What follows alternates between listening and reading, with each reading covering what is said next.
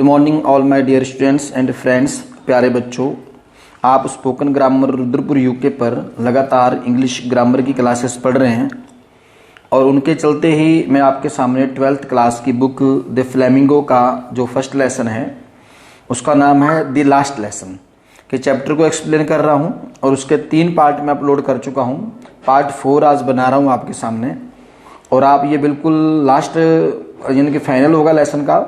और थंबनेल पे मैंने ये लिखा हुआ है कि कहाँ से कहाँ तक सारे ही पार्ट्स के ऊपर लिखा हुआ है, आप वहीं से जाके देखें और अपने चैप्टर को कंप्लीट कर सकते हैं। तो चलिए आपका समय ज़्यादा न लें और करते हैं चैप्टर को स्टार्ट।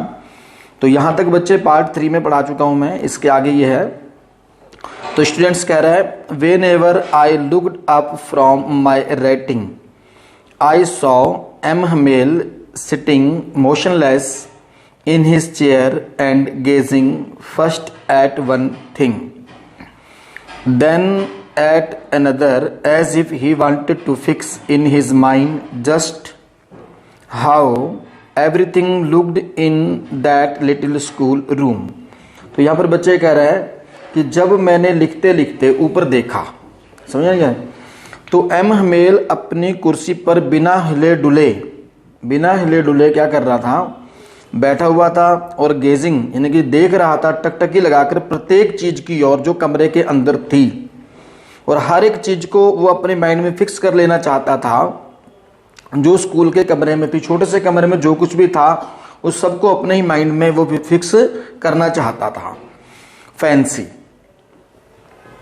तो यानी कि आप ये मान लीजिए कि जहां पर हमने बहुत सारा लंबे समय बिताया होता है, हमें उस जगह से बिल्कुल स्नेह हो जाता है, हम उसे छोड़ना नहीं चाहते हैं, या फिर जब हम वहाँ से जाने लगते हैं तो वो सारी चीज़ें हमारे माइंड में दोबारा से रिपीट होती हैं। ठीक है, तो ऐसे एक टीचर के साथ था, यानी कि वो जो सुखद कल्पना थी उसको अपने माइंड में फैंसी सुखद कल्पना से कहा गया है। For 40 year he had been there in the same place, 40 साल से वो छोटे से कमरे में अपनी ज़िंदगी को व्यतीत कर रहा था और उसकी सारी पोजीशन बताएगा। With his green garden outside the window, खिड़की के बाहर उसका एक बगीचा था।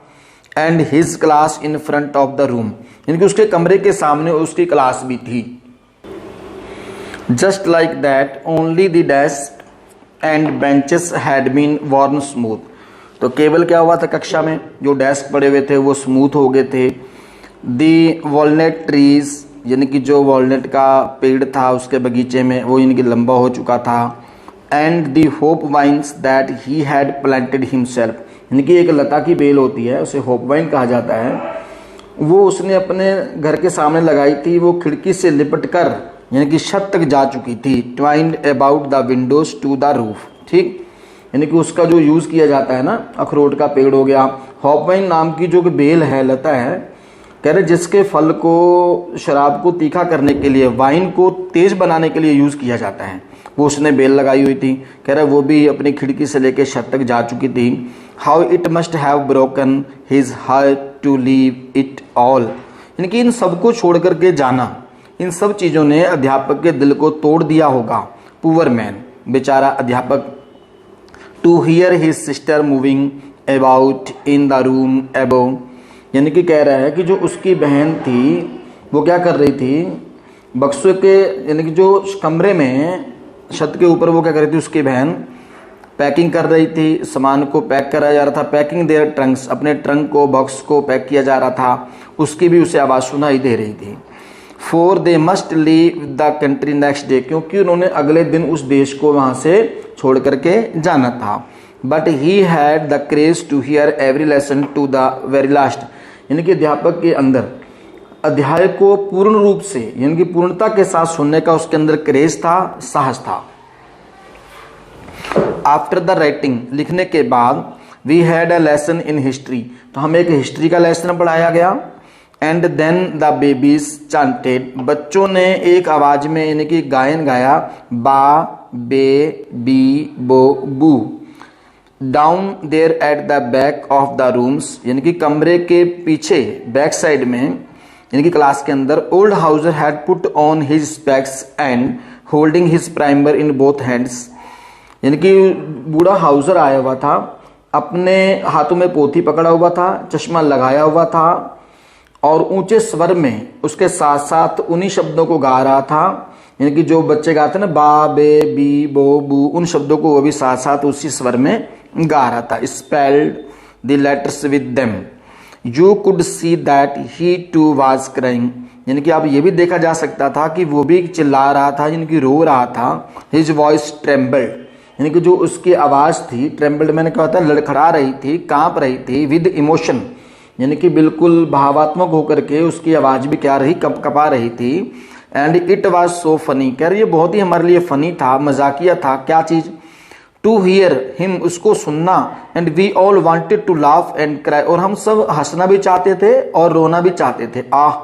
How well I remember it, यानी कि दैट लास्ट लेसन, यानी कि जो लास्ट लेसन था वो हमारे लिए कितना ही याद करने योग्य था।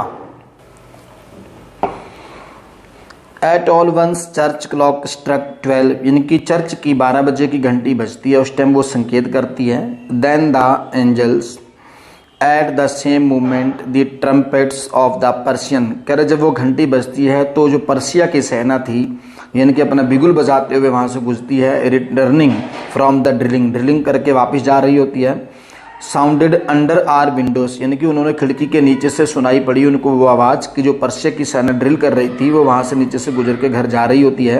एमएमएल स्टूड अप, जो उनका अध्यापक था एकदम से खड़ा हुआ, उसका रंग पीला पड़ गया। इन हिज चेयर, अपनी कुर्सी पर। He never saw him look so टाल, यानी कि बच्चा कह रहा है कि आई नेवर सॉ हिम, मैंने उसे कभी भी इतना भयभीत या अस्वाभाविक नहीं देखा था, इतना गुस्से में नहीं पाया। माई फ्रेंड सैड ही आई, यानी कि मैं बोला ऐसे करके। बट समथिंग चॉक्ड, यानी कि उसका गला क्या हो गया, रूंध गया। He could not go on, वो जारी नहीं रह सका। Then he turn to the blackboard, वो तुरंत ब्लैक बोर्ड की ओर मुड़ा। Took a piece of chalk का उसने पीस उठाया। And bearing on with all his might he wrote as large as he could wife love friends, यानी कि उसने एकदम से बोर्ड की ओर घूमा और बड़े बड़े अक्षरों में बोर्ड के ऊपर क्या लिख दिया, वाइफ लव फ्रेंड्स, फ्रेंड्स जिंदाबाद, फ्रेंड्स जिंदाबाद लिखा। Then he stopped and lean his head, तभी वो रुक गया और बोर्ड की ओर अपने आप को झुका, यानी कि बोर्ड की ओर जैसे होता नहीं पढ़ाते पढ़ाते एकदम से बोर्ड पे हाथ रख के सिर झुका करके वो टीचर खड़ा हो गया अगेंस्ट द वॉल, दीवार के किनारे, दीवार के against. And without a word, बिना एक शब्द कहे, he made a gesture to us with his hand, उसने अपने हाथों का इशारा करते हुए बोला, स्कूल इज डिसमिस्ड, यानी कि स्कूल बंद हो गया है। यू मे गो, तुम अब सब जा सकते हो। और बच्चों, प्यारे बच्चों, यही लास्ट लेसन आपके सामने एक्सप्लेन किया है। लेसन का एंड यहीं पर हुआ है। और फर्स्ट लेसन जो इसका था, द लास्ट लेसन, उसको मैंने एक्सप्लेन किया। अब आपके सामने इसका कोई लाइन से नहीं बनाऊंगा, इंपॉर्टेंट लेसन को पहले लेके चलूंगा कि जो महत्वपूर्ण लेसन रहेंगे।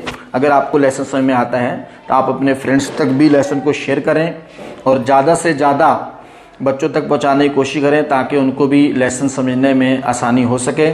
चैनल को जिसने अभी तक सब्सक्राइब नहीं करा है वो सब्सक्राइब भी कर लें ताकि आने वाला हर एक वीडियो लेक्चर आप तक आसानी से पहुंच सके। Thanks all my dear friends and all students.